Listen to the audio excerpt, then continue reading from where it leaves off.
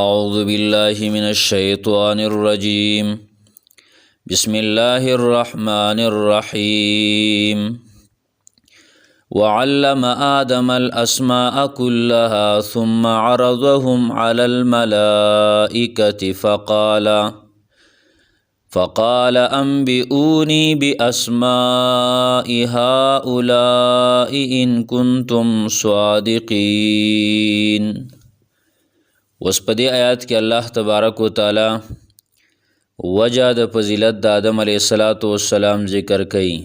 وجه د مشرۍ د آدم علیه السلام او د فضیلت د آدم علیه السلام. نو الله وعلم اخودل الله تعالی آدم علیه السلام ته الاسماء نمنا كلها ټول، ثم عرضهم بیای پیش کلو دغه نمونه، ثم عرضهم ثم معنی بیا او عرضهم پیش کلو الله تعالی دغه نمونه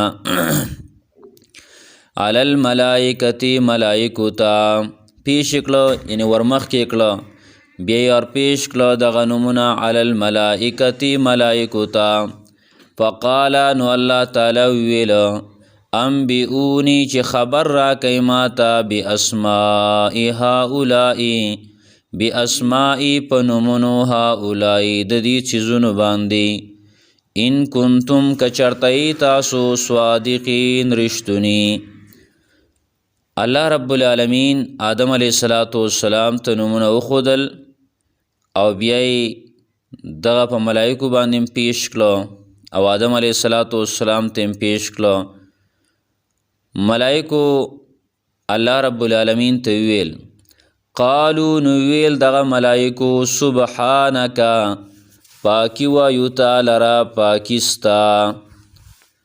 نسبحو سبحانک معنی دې شوه سبحانک پاکی وایو مونږ تعالی را پاکستا.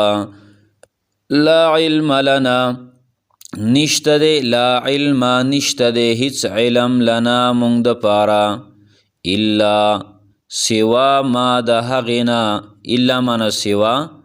او ما د هغینا علمتنا چې تا ښودلی دی مونږ ته، سوا د هغه علم نه چې تا ښودلی دی مونږ ته. انکا یقینا ته انت هم ته، انکا یقینا ته انت هم ته دا تاکید دپاره خبره ده. العلیمو ډیر خپویی، الحکیمو ډیر د حکمت والی. قال نو ویل الله تعالی یا آدمو ای آدم علیه السلام انبئهم خبر ورک دیوتا باسمائهم پنمونو دغه څیزونو باندې. فلما انبأهم هر کله چې خبرې ورکو دیوتا آدم علیه السلام، فلما پس هر کلا انبأهم چې خبر ورکو آدم علیه السلام دیوتا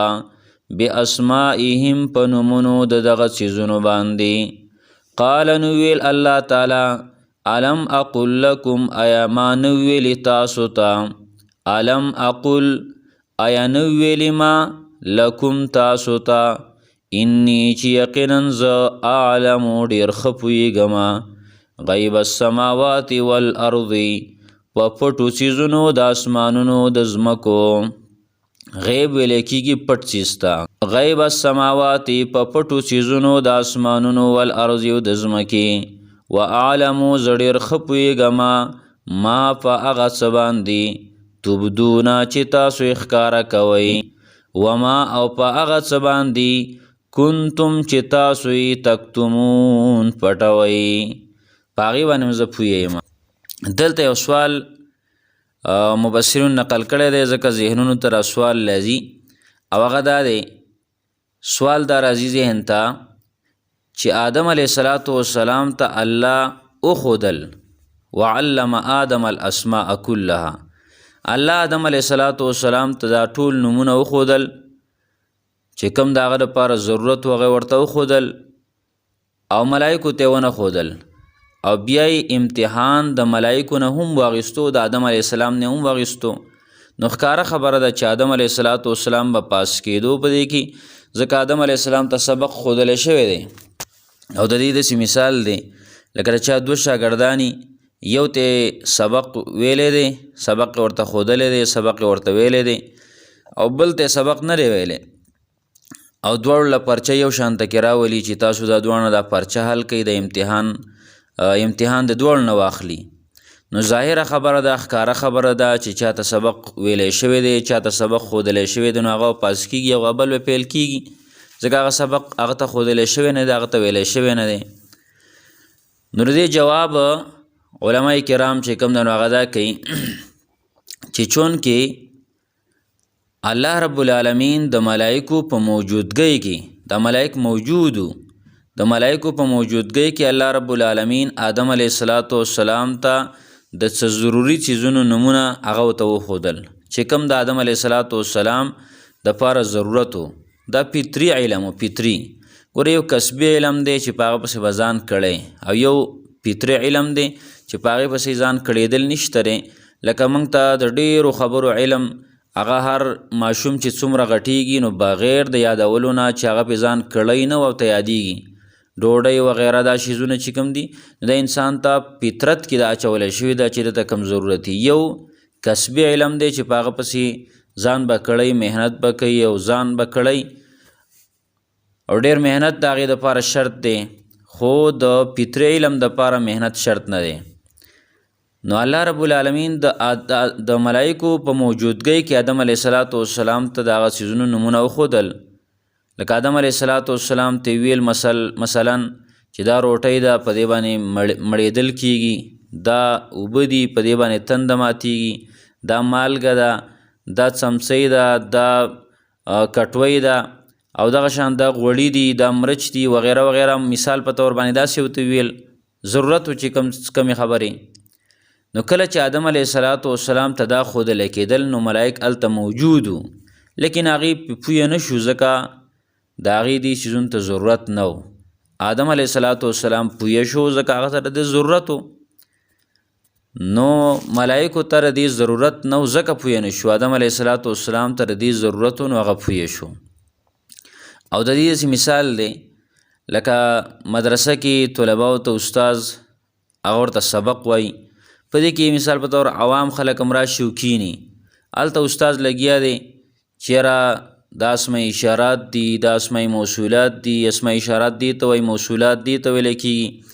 او دا چې کوم دی نو دا مفعول به ده دا مفعول فیه دی دا مفعول له دی دا مفعول معه دا حال دا تمیز دا مستثنا او دغه شان کې دا فاعل دی دا مبتدا دی دا خبر دی دا صرف صغیر ګردان دی دا صرف کبیر ګردان دی دا اسم فاعل دی اسم مفعول دی دا خبرې ورته کوي نو طلبا په هغې باندې پوهېږي او کوم عوام ناست دي هغې ته هم دا خبرې وښودلی شي هغې واوري خو په ټکي باندې پوهې نه شي د هغې وجه دا ده چې دلته چې کوم دی نو د هغې ورسره د چا ورسره تعلق یې د دې خبرو سره او مناسبت یې ورسره نو هغه په دې باندې پوهېږي چې د چا ورسره تعلق نه وي نو هغه په دې خبرو باندې نه پوهېږي هغه به هسې غوږ به یې ایښودی وا به مري خو پویه پې نه شي دغه شان سبق دواړو ته ویلی شوی دی ملایکو ته هم ویلی شوی دی هغه نومونو څیزونه د هغه نومونه ورته وښودلی شو ملایکو ته هم او دغه شان ده کې آدم علیه السلام ته هم خو ملایکو د دې سره تعلق نه و هغې ته ضرورت د دې نه و د دې خبرو نو هغې ته یاد نه شو حضرت آدم علیه السلام ته د دې خبرو ضرورت و او دې سره مناسبت و دې سره تعلق و نو آدم علیه السلام په دې باندې پوه شو یاره دې داسې مثال واخله لکه یو سړی دی هغه په پښتو باندې نه پوهېږي د پښتو سره تعلق نشته دی او هغه په مخ کې ته د پښتو باندې خبرې کې او هغه مثال په طور باندې پنجابی دی نو که هغه پښتو به هغه اوري خو لیکن په دې ستا په دې خبرو باندې دا کمې خبرې په پښتو کې په دې باندې به هغه څوک پوهېږي چې د پښتو سره مناسبت وي پښتون یا پښتو یاده کړي د پښتو سره مناسبت او تعلق هغه به پوهېږي بل به اوري خو لیکن هغه به پوهېږي نه نو دغه شان آدم علیه السلام هغه ته نمونه ښودلی کېده ملائک موجودو خو ملایکو ته ضرورت د دې خبرو نه و نو هغه په دې باندې نه پوهېده او حضرت آدم علیه السلام ته ضرورت د فطري علمو، نو لہذا دا سوال چې کوم دی نو دا کول نه دي پکار. وعلم او اخودل الله تعالی آدم علیه السلام ته الاسماء نمونه کلها ټوله، ثم عرضهم بیا پیش کړه دا نمونه علی الملائکة ملائکو ته، فقال نویل الله تعالی انبئونی خبر را کئی ماتا باسماء هؤلاء په نمونو د دې څیزونو باندې، ان کنتم کچرتئ تاسو صادقین رښتونی. قالو نویل اغوی سبحانک پاکی وایو تا لره پاکستا، لا علم لنا لا علم نشته دی هیڅ علم لنا مونږ دپاره، الا ما سوا د اغنا علمتنا چې تا مونږ له تعلیم را کړی دی، تا ښودلی دی مونږ ته، انکا یقینا ته انت هم ته العلیمو ډېر ښه پوهیږي، الحکیمو ډېر د حکمت والی. قال نویل الله تعالی یا آدمو ای آدم علیه السلام انبئهم خبر ورکه دیو ته باسمائهم په نومونو د دغه څیزونو باندې، فلما انباهم پس هر کله چې خبرې ورکه دیو ته باسمائهم په نومونو د دغه څیزونو باندې ای بیان کړه، قال نویل الله تعالی الم اقل لکم الم اقل ایما نویلی لکم تاسو ته انی اعلمو چې یقینا زه ډېر ښه پوهېږم غیب السماوات والارض په پټو څیزونو د اسمانونو د ځمکې، واعلمو ډېر ښه پوهېږم ما تبدون په هغه څه چې تاسو یې ښکاره کوئ، وما کنتم تکتمون او په هغه څه چې تاسو یې پټوئ. سبحان الله وبحمده سبحانك اللهم وبحمدك نشهد ان لا اله الا انت نستغفرك ونتوب اليك.